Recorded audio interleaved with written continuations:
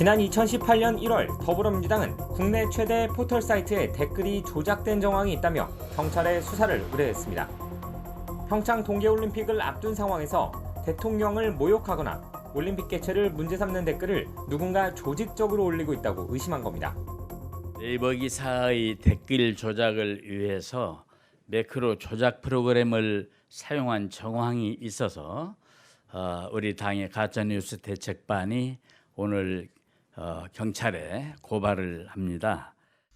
당시 당 대표였던 추미애 민주당 후보는 앞장서 댓글 조작 의혹을 강하게 제기했고 그 문제의식을 바탕으로 고발 역시 진행됐습니다. 준비된 듯한 댓글 조작단이 이를 확대 재생산하는 악의적인 프로세스도 진행되고 있습니다. 그런데 경찰 조사 결과는 예상과 전혀 달랐습니다.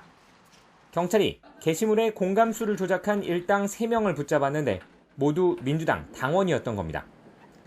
이 가운데 한 명인 이른바 드루킹 김동원 씨는 심지어 친문 핵심으로 꼽히는 김경수 당시 의원과 연락을 주고받은 관계라는 의혹까지 불거지며 파장은 더 커졌습니다.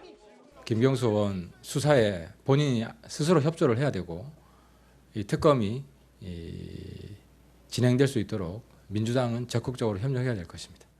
이후 여야는 첨예한 갈등 끝에 전격적인 합의로 특검을 출범시켰고 수사 과정에서 고 노회찬 정의당 의원이 숨지는 사건이 벌어지기도 했습니다. 이런 과정 때문에 드루킹 사건이 언급될 때마다 추미애 후보 역시 매번 소환되고 있습니다. 추 후보는 대표 시절 사건의 고발에 대해서는 말을 아꼈지만 특검은 반대했다고 주장하고 있습니다. 김경수 지사 스스로 대단히 억울해하면서 내가 스스로 특검을 받겠다 했어요. 저는 반대를 했어요. 여론 수사를 할 것이다, 여론몰이 할 것이다 이렇게 우려를 해서. 결국 이번 대법원 확정 판결로 지난 2018년부터 정치권을 뒤흔들었던 드루킹 사건은 마무리됐습니다. 하지만 유죄 결론이 난 만큼 지난 2017년 대선의 여론 조작 논란과 함께 사건 관련 인물들 사이의 책임 공방은 계속될 전망입니다. YTN 김주영입니다.